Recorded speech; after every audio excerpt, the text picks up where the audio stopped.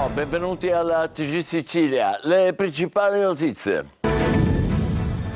Festa, lunghi applausi e straordinarie misure di sicurezza per la visita di Jill Biden a Gesso, il villaggio del Messinese da cui il bisnonno della First Lady è partito per l'America. L'orgoglio degli abitanti, la moglie del presidente è una di noi. E lei commenta: è bellissimo, qui sento il calore di casa. Ecco, vedete, anche dopo la fine della guerra dell'acqua tra i territori di Enna e Caltanissetta, nel Niseno molte zone sono ancora a secco ed è un continuo via vai di autobotti. Da un'emergenza all'altra mancano i dottori e le guardie mediche sono costrette allo stop in provincia di Agrigento. Tra preoccupazioni e proteste, il sindaco di Lucca Sicula chiede un consiglio comunale straordinario. Reazioni contrastanti al divieto delle key box, le scatolette numeriche da cui il turista, digitando un codice, può prelevare le chiavi della stanza. Dubbi soprattutto sulla sicurezza. Catania, vedremo le indecorose immagini del mercato rionale di Piccanello, allestito tra cumuli di spazzatura.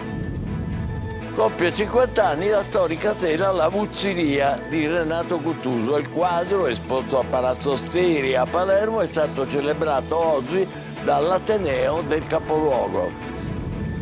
Musica, voce nera e temperamento siciliano. La palermitana Daria Biancardi torna sulle scene con un nuovo singolo e prepara un grande concerto per Natale con Medici Senza Frontiere.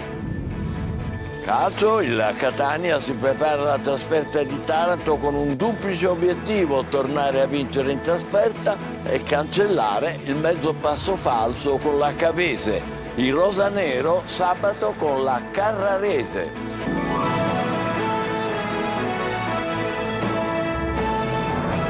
Bentrovati, un paese in festa, straordinarie misure di sicurezza per la visita di Jill Biden a Gesso, il villaggio del Messinese da cui il bisnonno della First Lady è partito per l'America e che lei ha voluto visitare nel suo ultimo viaggio ufficiale. L'orgoglio degli abitanti, la moglie del presidente dicono è una di noi e lei commenta: è bellissimo, qui sento il calore di casa. Ma diamo la linea in diretta adesso al nostro Francesco Triolo. A te. Grazie Michele, in diretta da Gesso, è un borgo arroccato sui Monti Peloritani sopra Messina. Come hai detto tu, una giornata di festa per questa comunità che ha riabbracciato una di loro, come hanno tenuto a precisare più volte. La First Lady è arrivata intorno alle 12:30 qui nella comunità, ma come vedete dalle immagini ha iniziato la sua giornata siciliana a Sigonella, dove ha incontrato la comunità americana. Andiamo per ordine e partiamo subito dalla festa di Gesso, che è stata quella probabilmente più emozionante. Sentiamo subito un passaggio del suo discorso e poi vi racconto qualche chicca della sua visita.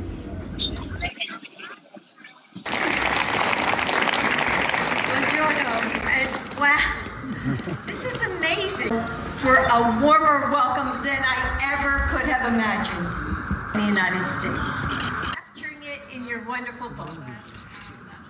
Dottor Mario Sadica, grazie. Parlavano con i loro vicini e guardavano in cielo le stelle. Allora, abbiamo sentito qualche parola della First Lady Jill Biden, che è arrivata a Gesso scortata da un incredibile numero di uomini della sicurezza. Si è fermata nella chiesa qui della piazza, la chiesa principale di Gesso, ha visto il certificato di battesimo dei suoi nonni e si è commossa, poi ha incontrato la comunità. Cosa strana del protocollo, che è voluta scendere giù poi a salutare anche gli abitanti di Gesso, perché evidentemente si sente parte della propria famiglia. Ha regalato un agrifoglio europeo al sindaco di Messina Basilio. L'agrifoglio è il simbolo del suo stato, il Delaware, e quindi ha voluto cercare di creare questo legame. Tanta gente venuta per lei in una Gesso blindata, ammessi solo i residenti che abbiamo ascoltato. Noi non siamo solo contenti, siamo felicissimi, perché stiamo aspettando una persona che è nata lì ma è di gesso, è nata da Montonna ma i suoi progenitori erano i Besoti. Un libro in cui lei ha raccontato proprio questo viaggio della famiglia Jacobs.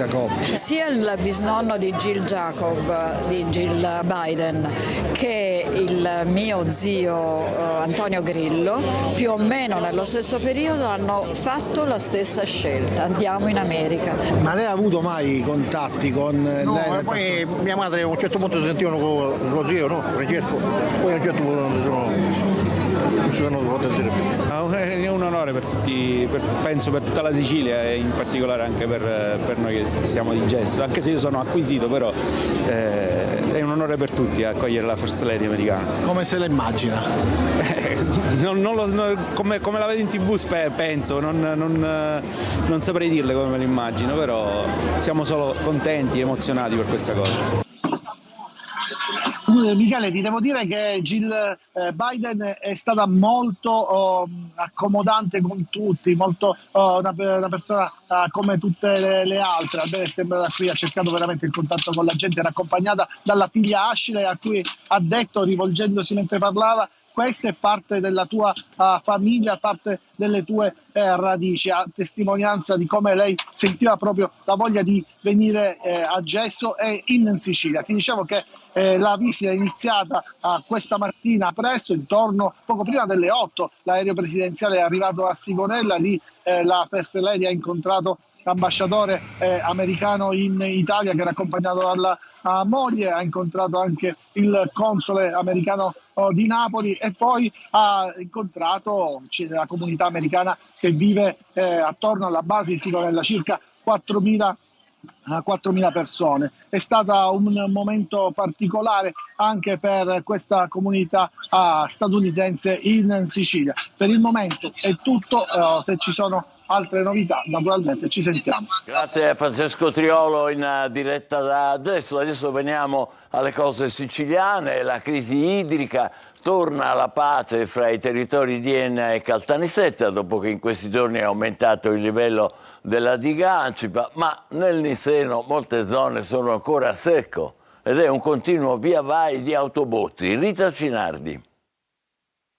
Torna la pace tra i territori di Enna e Caltanissetta dopo che in questi giorni, grazie alle piogge, la diga Ancipa ha cominciato nuovamente a riempirsi. Ad annunciarlo è stato il capo della Protezione Civile regionale. L'acqua all'interno della diga continua gradualmente ad aumentare ed è arrivata a oltre 800.000 metri cubi, garantendo la distribuzione, almeno per il momento, sia ai 5 comuni dell'ennese Ancipa dipendenti che a Caltanissetta e San Cataldo. Le azioni di protesta per il momento sono dunque rientrate. In queste ore è stato anche annunciato che entro venerdì sarà completato il bypass che porterà l'acqua dai pozzi di Butera a Caltanissetta. In realtà già da oggi riprende la distribuzione ogni 6 giorni, che non è un dato normale. Comunque quello che attualmente viene garantito è quello dei 6 giorni, con la turnazione riprendendo a coloro che hanno avuto l'acqua 6 giorni fa, quindi per creare una questione di equità rispetto a tutti i quartieri della città. A Caltanissetta comunque continua l'emergenza idrica. Da ieri mattina è arrivata in città un'autocisterna da 33.000 litri dei Vigili del Fuoco che in queste ore sta rifornendo i mezzi della Protezione Civile.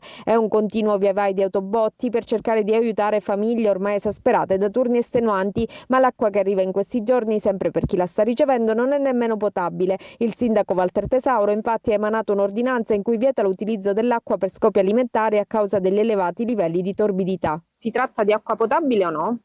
È un appresamento di Caltacqua, sì, è acqua potabile. Ovviamente, in base all'ordinanza di ieri, in questi giorni non può essere utilizzato per usi alimentari, ma è un punto di fornitura di Caltacque. In Sicilia il sistema dell'Invasi ha dimostrato di non reggere di fronte alla siccità di questi ultimi anni. Per questo adesso è corsa ai pozzi. La Regione ha messo a bando 100 milioni di euro di fondi europei dal piano di sviluppo rurale per la ricerca di nuove fonti da parte dei privati. In 3.000 sono già in lista per il bando della Regione, ma le richieste di finanziamento potranno essere presentate fino al 31 gennaio.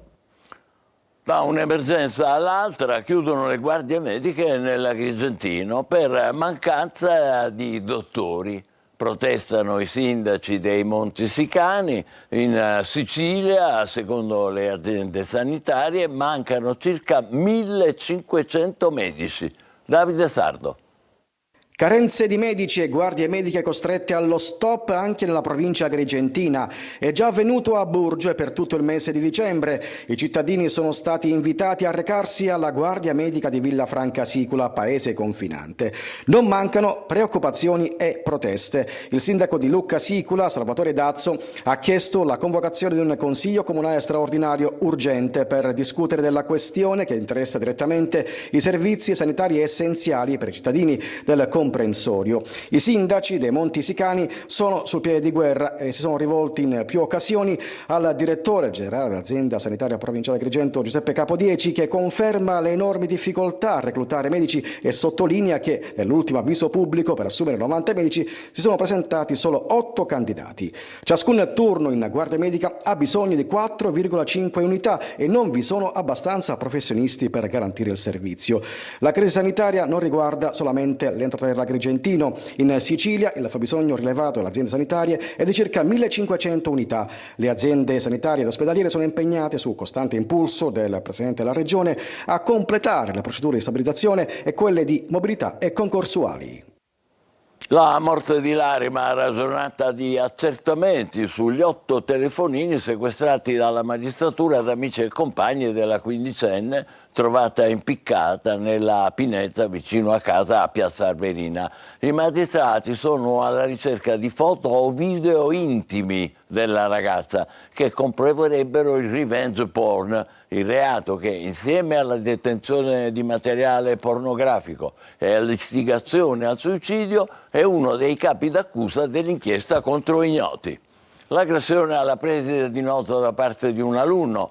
Il Consiglio di classe ha proposto all'unanimità una sospensione di almeno 15 giorni per il ragazzo a 14 anni che lo scorso lunedì ha spinto e poi ha tirato per i capelli la preside che stava per dargli una sospensione per il suo comportamento in classe. La scuola è in attesa della relazione dei servizi sociali che già seguivano il ragazzo. La dirigente scolastica, che ha riportato una prognosi di un mese, ha perdonato il ragazzo e si dice pronta a riaccoglierlo. La nuova direttiva ministeriale sulle strutture ricettive stabilisce, per ragioni di sicurezza, la fine delle key box. Avete presente quelle scatolette numeriche da cui il turista, digitando un codice fuori dal portone, può prelevare le chiavi della struttura senza esibire i documenti? Cosa ne pensano i gestori? Simona Mazzone. Sono arrivato, mi apre?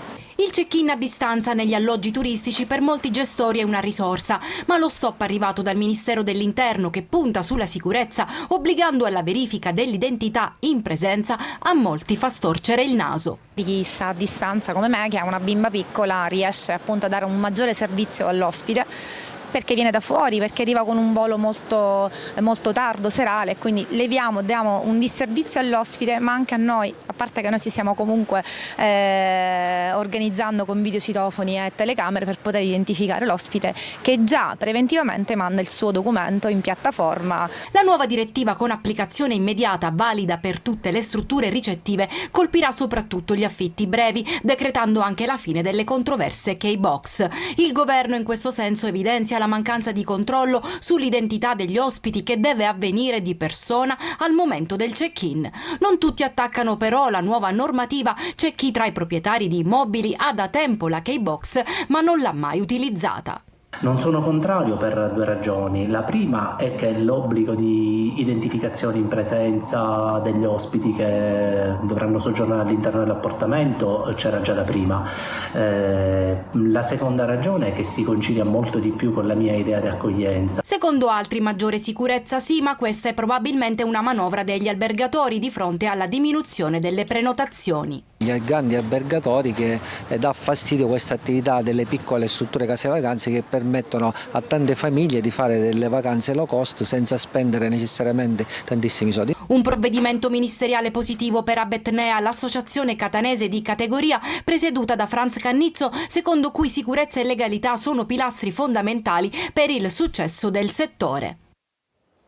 Forse ci sarà un secondo Sicilia Express, il treno contro il caro voli, i cui posti, poco più di 500, sono andati esauriti in un'ora. E intanto il Codacons fa l'ennesima denuncia sui prezzi esagerati delle tariffe aeree. Eva Spampinato. Biglietti esauriti in un'ora, posti in treno che solo 544 fortunati sono riusciti ad acquistare con un click, collegati davanti al computer sul sito di Ferrovie dello Stato già dalla mezzanotte del 3 dicembre.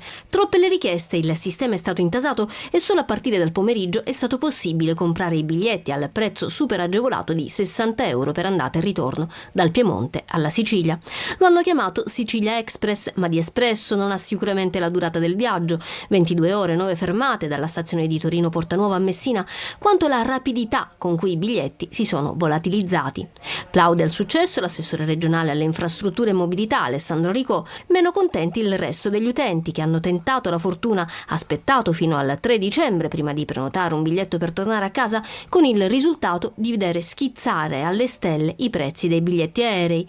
Ieri i voli da Milano Linate per Catania per il 21 dicembre, data di partenza della Sicilia Express, con Air Italy costavano tra i 500 e gli 800 euro. Il Codacons fa l'ennesima denuncia sul caro voli in occasione delle festività natalizie. La regione pensa ad attivare un secondo convoglio, consapevoli del fatto che non sarà di certo la soluzione al problema.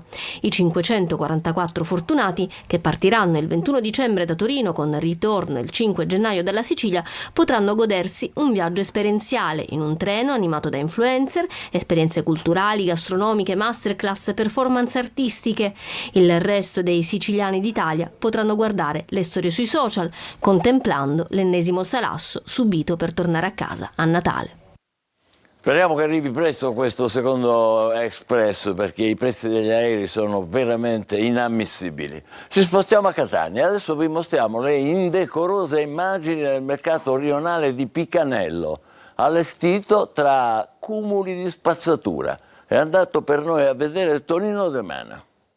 Un tempo chi andava al mercato lo faceva per trovare la novità o l'offerta giusta, magari contrattando il prezzo. A Picanello si va invece per necessità, per poi scapparsene a gambe levate. Tutto questo perché gran parte delle bancarelle sono montate a ridosso di cumuli di immondizia e i teloni che vedete servono solo a nascondere lo scempio. Dietro pezzi di auto smontate, copertoni ed elettrodomestici in disuso che invece di essere smaltiti nella vicina isola ecologica vengono buttati in ogni angolo. Aria irrespirabile ed umore nero per gli operatori del mercato. Non ne possiamo più, non possiamo più lavorare, dateci un aiuto. E poi sei uno dei più penalizzati perché molta gente si avvicina, sente la puzza e se ne va. Sì, se ne vanno tutti. Arrivano qua, lasciano pure la merce, che puzza e scappano. E qui c'è un segnale, area sottoposta a videosorveglianza. Sì, questo l'ho messo io. È finto, però qualcosa nel tempo l'ha fatto. La situazione è peggiorata, dalla puzza che non si può stare. E poi nella piazza l'immondizia è fuori proprio, è una cosa impossibile, vengono a scaricare di notte. Sindaco può venire qua, l'aspettiamo. Sono tante le segnalazioni che arrivano alla nostra linea di WhatsApp al numero 342 74 55 005. In molti lamentano un trattamento diverso e discriminatorio. Il riferimento è agli addobbi di via Etnea. Nessuno da queste parti pretende luci e festoni, ma solo un minimo di pulizia, visto che strade e marciapiedi sono ricoperti di rifiuti. E sembra scomparsa la figura dell'operatore ecologico. Moscudai. Proprio è dimenticato completamente. Io non ne vedo. E chiedo al sindaco Trentino di aiutarci a togliere tutte queste spazzature in giro che c'è. Chissà che il Natale porti anche qui un minimo di decoro. Torna l'appuntamento con il sindaco, il confronto con il primo cittadino di Catania Trentino in diretta su Telecolor dopo il TG alle 14.30. Per le vostre domande, segnalazioni e anche lamentele, scrivete al numero WhatsApp 342 74 55 005 oppure inviate una mail a sicilia24focus@telecolor.it. Vi aspettiamo su Telecolor alle 14.30 tra poco con un'ampia pagina riservata ai vostri messaggi. Passiamo all'arte. Compie 50 anni la storica tela La Vucciria di Renato Guttuso. Il quadro è esposto a Palazzo Steri a Palermo. Oggi è stato celebrato dall'Ateneo del capoluogo. Marco Gullà. È la tela più iconica di Palermo, il dipinto che nell'immaginario collettivo ha raccontato sempre la città. La Vucciria di Renato Guttuso compie 50 anni, un capolavoro ammirabile a Palazzo Steri. E guardatelo nella sua lucentezza e maestosità. Donata dallo stesso Guttuso all'Università di Palermo pochi mesi dopo averla completata nel 1974, la Vucciria è rimasta sempre allo Steri, da 2 anni esposta in una sala immersiva che le è completamente dedicata. Oggi, in questo mese, celebriamo i 50 anni della Vucciria di Renato Guttuso, che è stato realizzato alla fine del 74, subito donato all'Università di Palermo, e quindi da allora viene custodito, valorizzato in questi luoghi.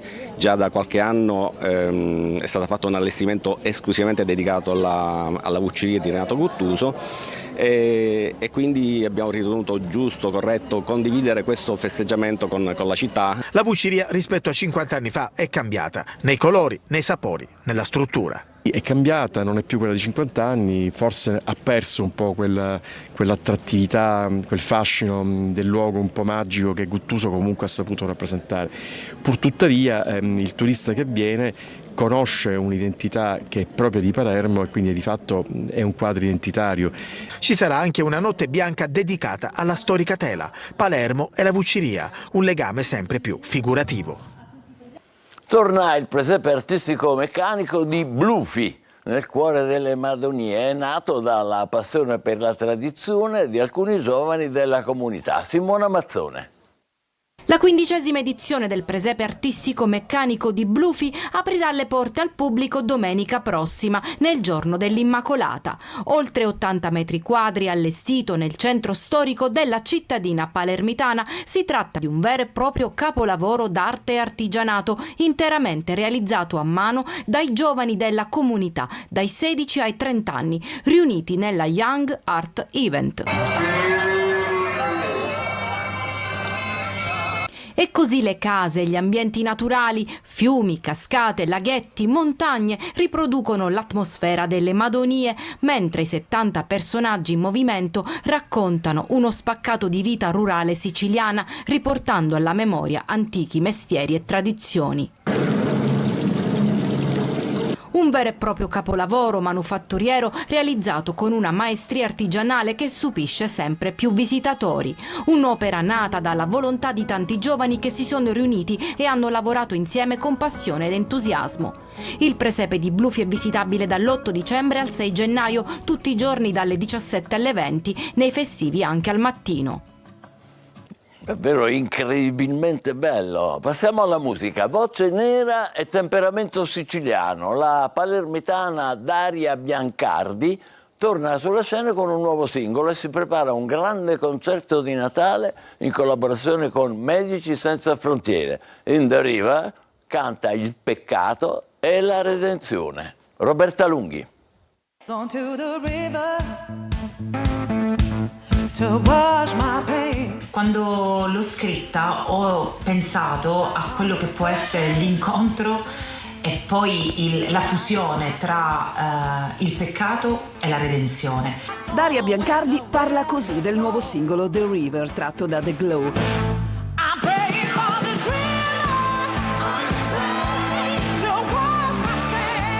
Daria è palermitana con una voce potente prestata al gospel, al jazz, alla black music e alle interpretazioni che le hanno tributato consensi in TV.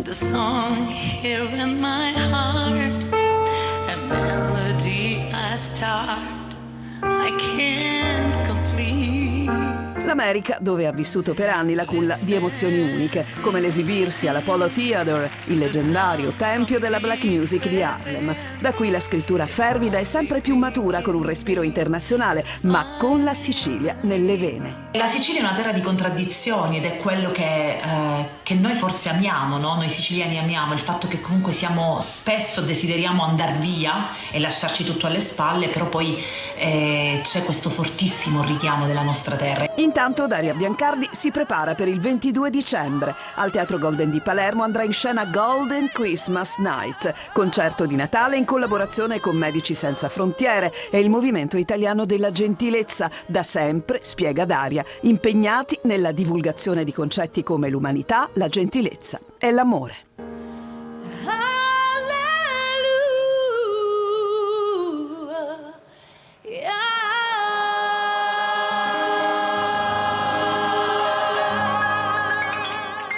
Applausi per Dalia Biancardi, che voce. Tra poco il calcio, ci fermiamo per pochissimo. Avremo il Catania che si prepara alla trasferta di Taranto e il rosanero del Palermo sabato con la Carrarese. State con noi, vi aspettiamo.